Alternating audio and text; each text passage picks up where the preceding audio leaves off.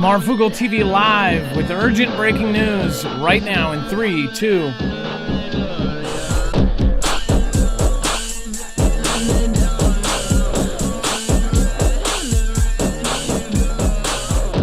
All right, what is going on, guys? It is Adam, aka Marf, and this is Marfoogle TV. We're going to talk about a lot today, including what just came out today, an urgent leave now notice. We'll talk about that. We'll talk about what is different from the December 5th notice from embassies, again, talking to their people in Iran.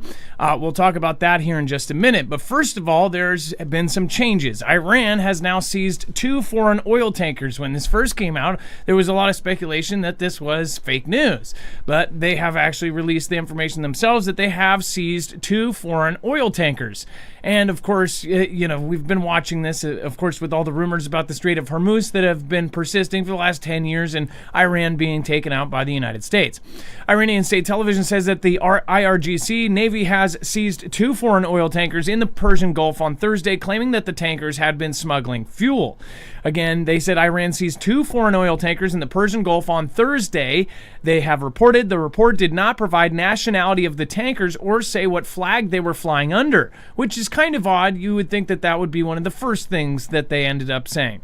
General Haidar Majar, a regional commander with the IRGC Navy, said that the tankers had been carrying about 1 million liters of fuel, or about 6,300 barrels, including diesel, that were seized near Farsi Island and transferred to Bushehr. 15 crew members on board of the 2 tankers are in custody of judicial bodies, he said, without providing nationalities. Iran occasionally seizes oil-carrying vessels over similar charges in the region. But the timing of this couldn't be better, right? As far as what is going on right now, they are absolutely taking advantage of the position that the world is in right now.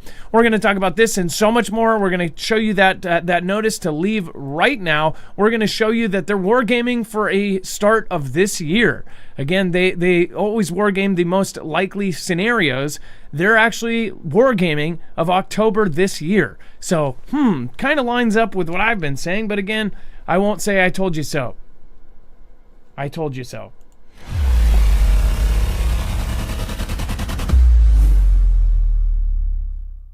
Nothing in this show should be considered legal, medical, or financial advice. The views of the callers can differ considerably and do not necessarily reflect my opinion, Dex's opinion, or anyone else who works with the show. You should always do your own research and consult with professionals. The internet is full of fake news, so please take everything with a grain of salt. If you have not already, it helps us out if you end up going through any of our affiliates, and it helps you out if you end up protecting yourself against cybercrime. NordVPN is one of the best and one of the easiest to use. If you do not have a virtual private network, it protects your IP address, which is your online identity, which actually connects to your real address and everything else. It also connects to you. If you know anything about how they are data logging and basically getting your profiles down, you can prevent that by having a VPN. Nord is, again, one of the easiest. Download it. It's like an on switch and off switch. All you have to do. Go to marfooglenews.com/VPN. Not only will you get a giant discount on this, but you will also be helping us. I appreciate your support, and I appreciate everyone that goes through any of our affiliates. Can't say thank you enough.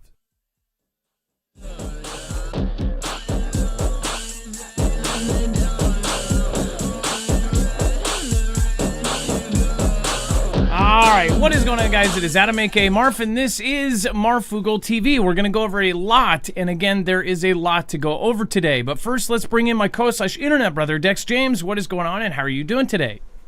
Well, hello, Adam, and hello, Foogle fam. I'm doing just fine. All right, so let's go over the next story, which is U.S. forces launch new strikes on ISIS in Syria, of course, taking or capturing 50 bad guys, right?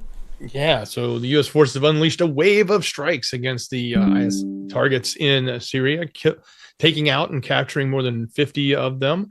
The Middle Eastern country is still a hotbed for those extreme organizations there, despite the them being sort of defeated by the military by British, American, and Kurdish-led regional forces about 6 years ago. But simmering sympathies for them have bubbled back to the surface in recent months since the new government, led by the former Al-Qaeda fighter, seized power in Damascus around a year ago. So Syria is the home of tens of thousands of former members of those organizations, and they have been held in detention camps guarded by the ethnic Kurdish-style Syrian Defense Forces, or SDF.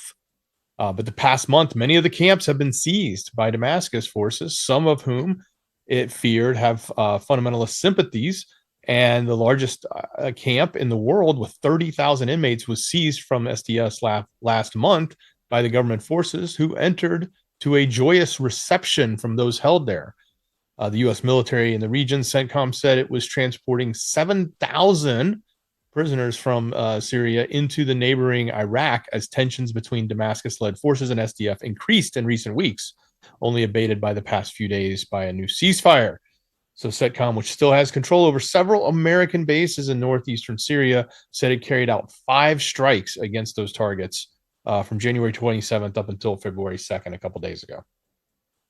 So, and when you look at strikes like this, you don't know what is actually going on here. They're saying that they're hitting ISIS targets, but they could be hitting very important people that are attached to other things. When they make strikes like this and they can say ISIS, they can essentially strike any of these places and any of these times and say it's ISIS related. We don't know what this actually is and what the ramifications of this will be. We'll follow in the next couple days and see what ends up happening. And then, of course, we have a war game simulating Russian attack on NATO suggests that Kremlin could achieve goals within days. And so here's the other thing, is that they put this in a simulated October of 2026. Now, they always try to war game the most realistic scenarios that there are. And again, we know that there's a lot of propaganda around Russia and NATO and what's going on. And many believe that NATO actually wants this war, that they want to go to war with Russia, that there are powers that be that are above all of this, that it would prosper them greatly to go into a massive World War III. And we're not talking about the end of the world. When people talk about doom and gloom, this is war. This is humanity. This is war that happens all the time. In all of the time that the United States has been a thing since 1776, 8% of that time has been at peace. The rest, 92%, we have been at war. So if you think that there's not another war coming, then I would say you're smoking something. Again, this is very important to many, and including the military members in our group, and active and retired, and people that have family in the military right now, because we know that this is now getting to go time. As far as this war game, listen to this. And remember, a lot of these simulations, a lot of these things right before CV, this is really what told us and painted a picture of what things would look like. A new war game simulating Russian incursion into Lithuania, carried out by ex-NATO and German officials, concluded that Moscow would, quote, achieve most of its goals within days. And get this, there's a reason why they achieve these goals. The exercise envisaged a scenario where the Kremlin used bogus claims of humanitarian crisis in the Russian enclave of Kaliningrad. Kaliningrad, of course, if I'll show you the map here, Kaliningrad is separate, right? So here's Latvia, Estonia, and Lithuania. This is the enclave of Kaliningrad. This is technically Russia, even though it is right in between Poland, Lithuania, and of course the Baltic Sea. So you have this that's separated, and they actually have a road that is kept open by treaty from mainland Russia, or from the main Russia, so they can get into it. I believe it actually goes to Belarus, so that Russians can get to Kaliningrad. Well, then if you have something happen, they say something happens under this simulation, they cut that off. They said that they need humanitarian aid. So that's kind of the picture that they're painting here. It says the scenario, which plays out in October of 2026, suggests that an absence of U.S. leadership and hesitancies from NATO countries could allow Moscow to gain a control over the Baltic within days, using an initial force of only 15,000 troops.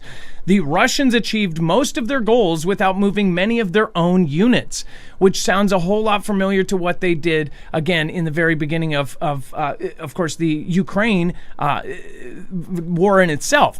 It says a Polish security analyst who acted as the Polish prime minister, the Wall Street Journal, says that what this showed me is once we are confronted by the escalatory narrative from the Russian side, we have it embedded in our own thinking that we are the ones who should be de-escalating. Marfoogle hosts a critical road intersection in Europe. The EU, the Ukraine, used the Via Baltica highway in Poland. Running southwest, running east to west, is a road which links Belarus to Kaliningrad. That's the road I was talking about. which Lithuania is obliged to keep open through a treaty. In the war game, Russia portrayed the invasion of Marfoogle as a humanitarian mission. The U.S. declined to invoke NATO's Article 5, which stipulates that all members must come to the defense of another member, which also assumes that we would not, obviously do Article 5.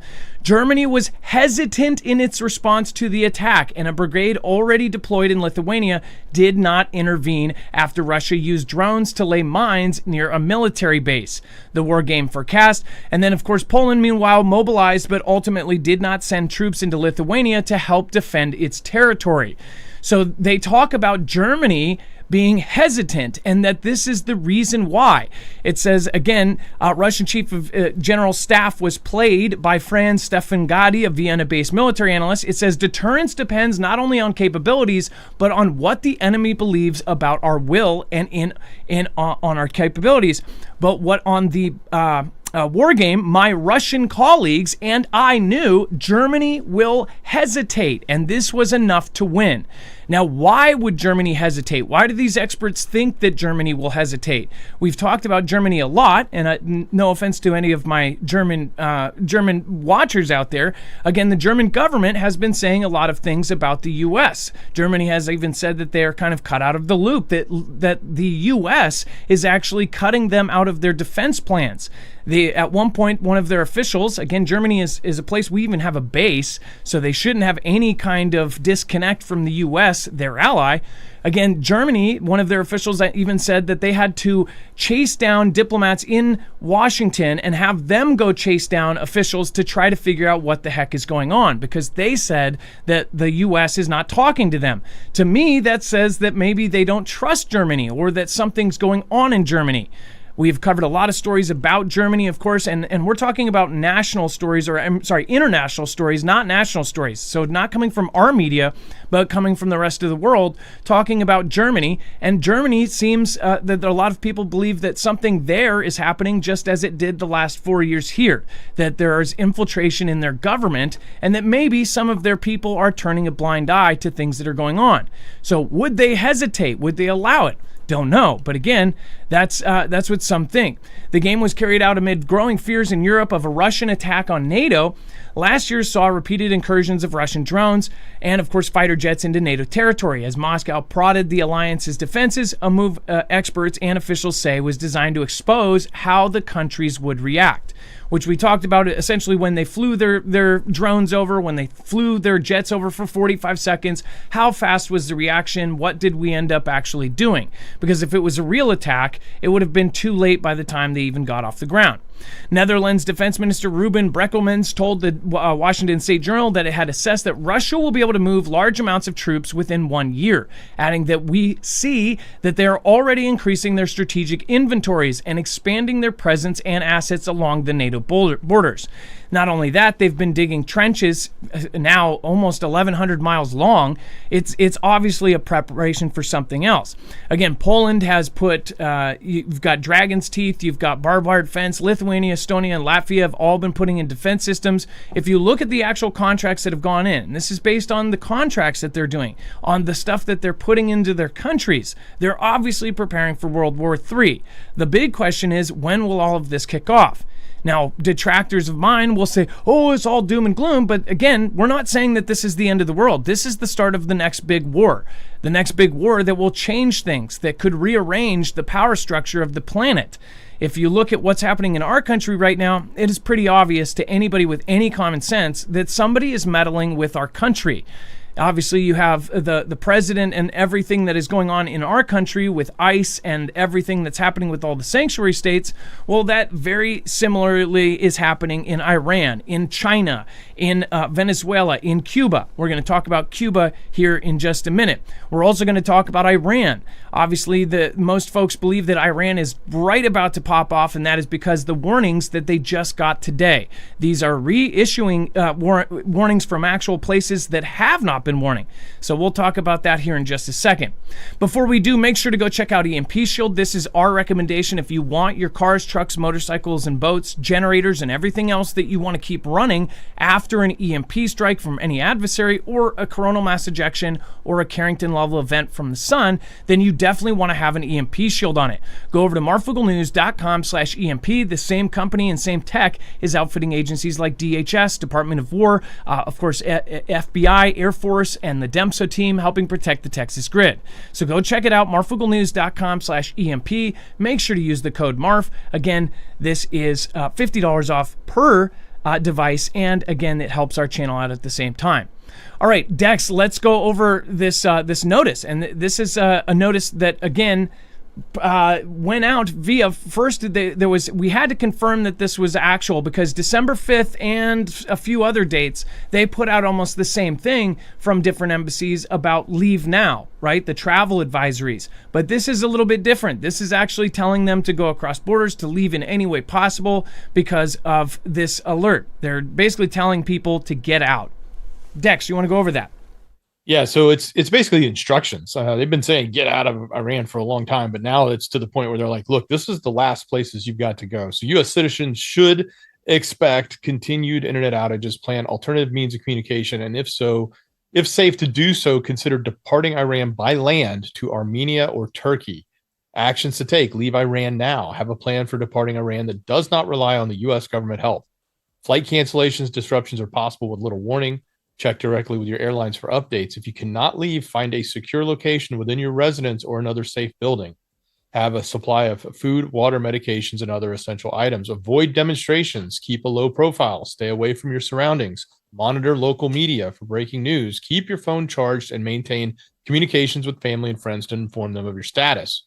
Of course, enroll in the Smart Traveler STEP program to get the security updates from the embassy. But if you do plan to leave, they tell you where to go to. So as of February 5th, right now, the Armenian land border is open. They explain where that is. The Turkish land border crossing is open, and they explain where that is. And the Turkmenistan land borders are open, and they explain that as well as other locations. So they're giving everybody the land access to get out of Iran specifically, especially if they can't get on a flight to get out, or they don't trust that their flight will be successful.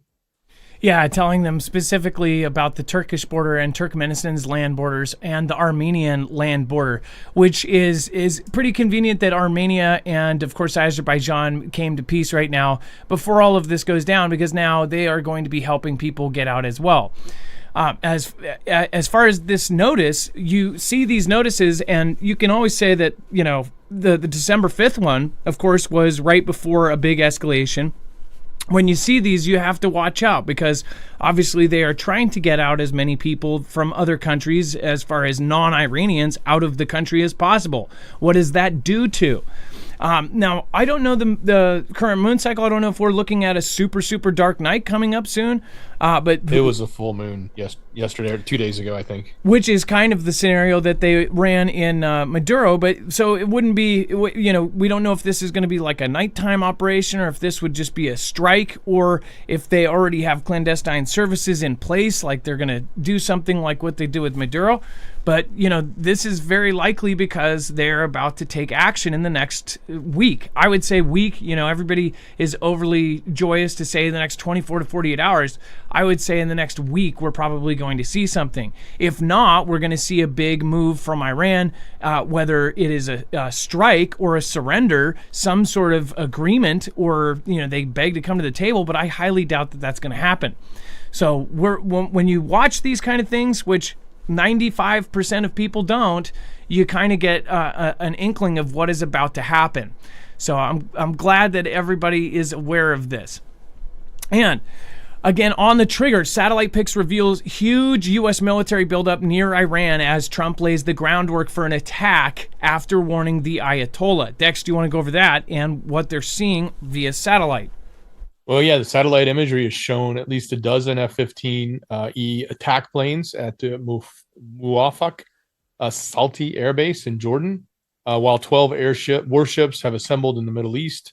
It's not quite the same buildup that they saw when they did the nuclear strike, but it is certainly a larger buildup of what they've seen on these satellite images of the planes, building up in that location specifically. So,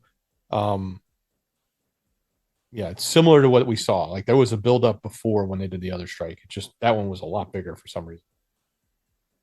Yeah, and when you have obviously dozens and dozens of aircraft heading in, you have all of this armada heading in, obviously they are preparing for something. Now, one thing that we are missing here is any kind of financial evidence that they may be sitting there to stay.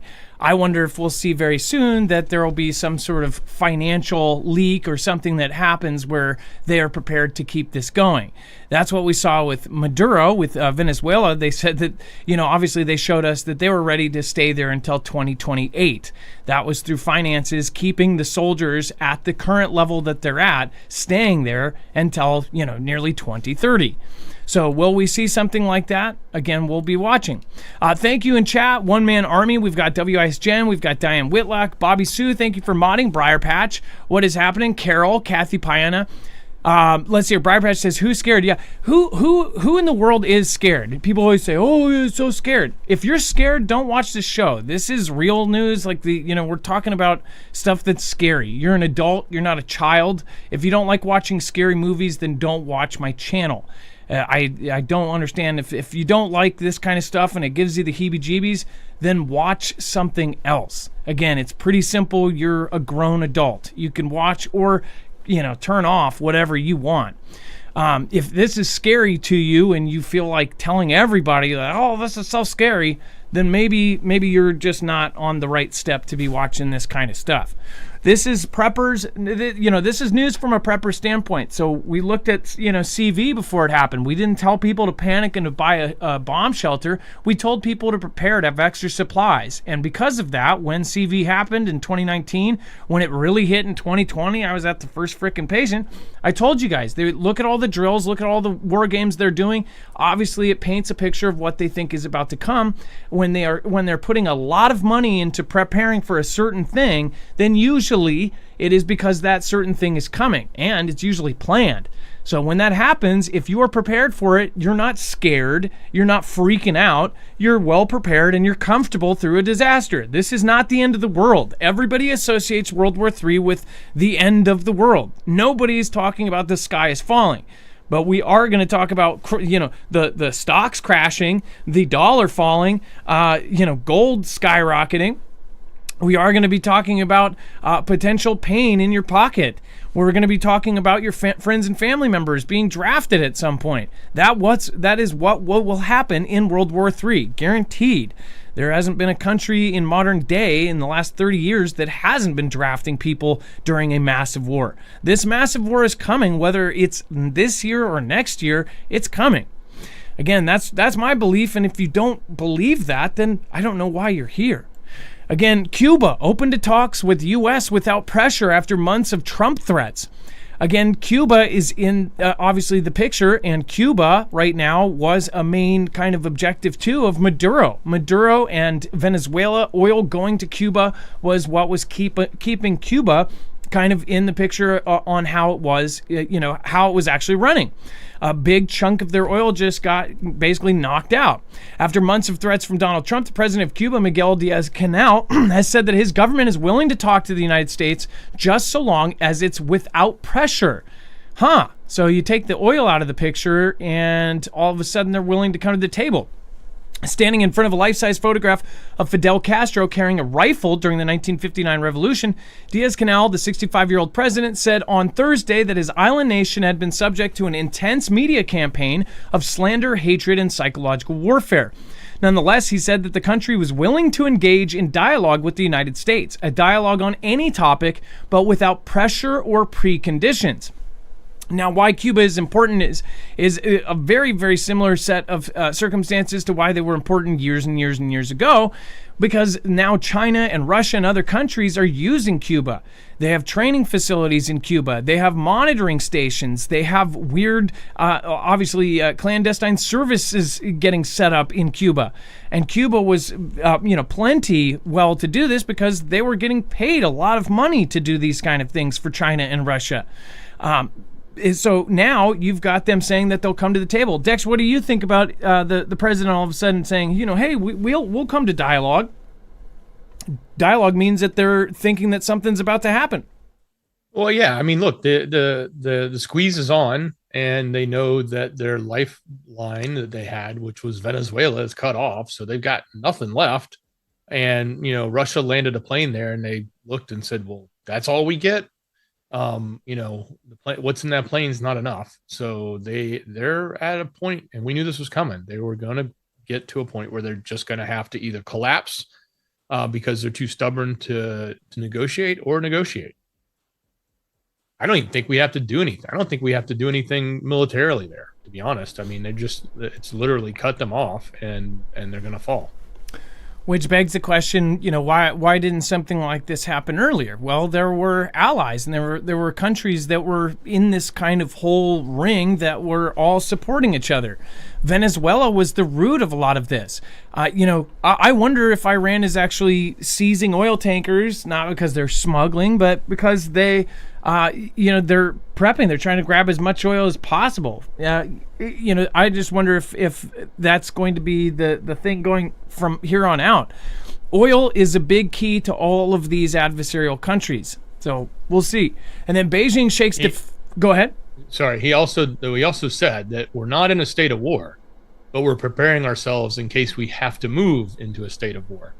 So I don't know what kind of state of war Cuba can really have with somebody like America, or anybody for that matter. But, that was it would be more related to China and Russia, right?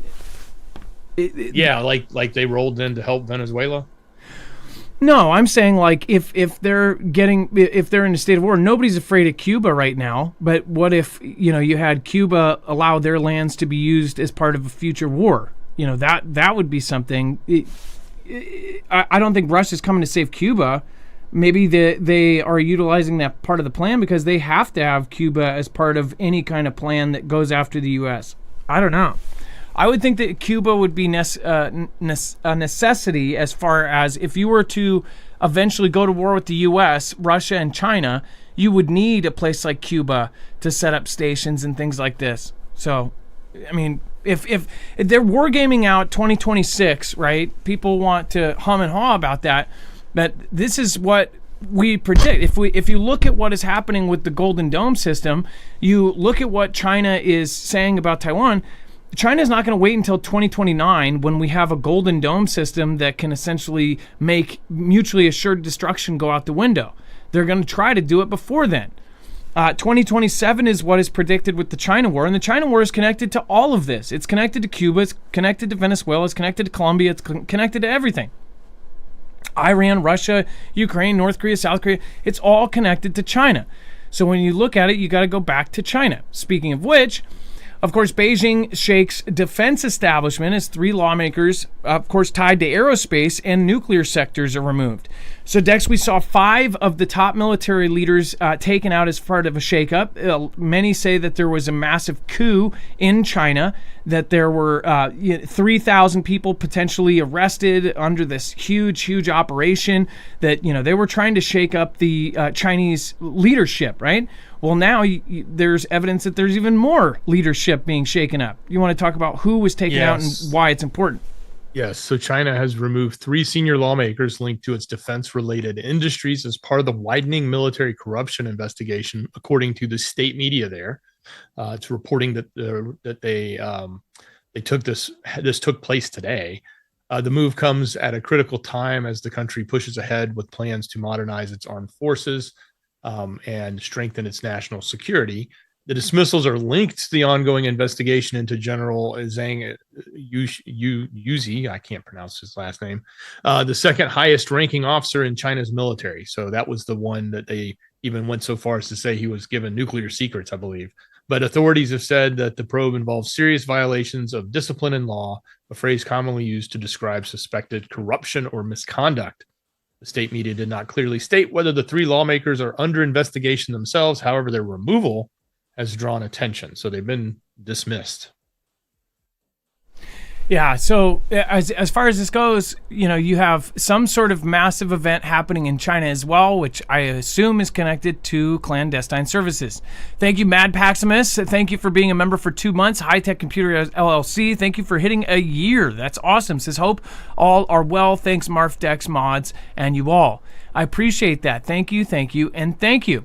All right, and then before we move on to the Pentagon urge to probe SpaceX, again, we'll show you that here in a second. I do want to remind you guys, make sure to go check out Jace Medical. If you don't have antibiotics on hand in any kind of situation, whether it be war, a storm, a hurricane, an earthquake, where you don't have access to antibiotics, it can be a lifesaver to have them on hand. Go to marfuglenews.com/Jace, Jase, and make sure to use the code MARF. It's a quick telehealth appointment with a board-certified doctor, so you can actually get things added on. If it's on their add-on list like albuterol and other things, you can actually say, hey, I need this, and they can throw it in the kit, and then it's discreetly shipped right to your door. That is, of course, while we have a supply chain. If our supply chain did have a hit happen, or if we lost our grid, all of this would be thrown up into the air. That's why preppers have this kind of stuff on hand.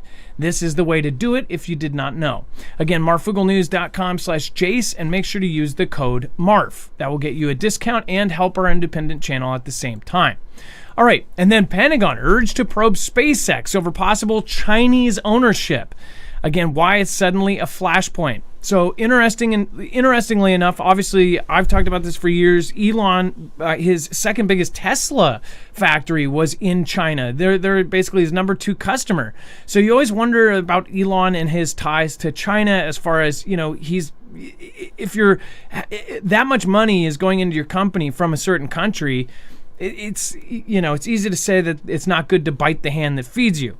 Well, now they're actually probing into whether the SpaceX company, his other company, is in part owned by China. U.S. Democratic senators asked the Pentagon to review SpaceX over allegations of hidden Chinese-linked stakes. Lawmakers cited national security risks tied to SpaceX's military launch. The letter asked the Defense Department to assess whether foreign ownership rules and CIFIS reviews apply.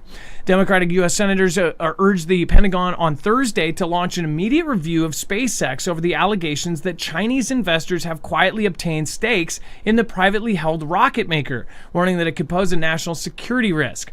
It says the request lands on a company that sits deep inside U.S. defense plumbing. The SpaceX launches military and intelligence satellites, and it runs its Starlink's communications network, which is used by the Pentagon and to support Ukraine's defense, lawmakers said.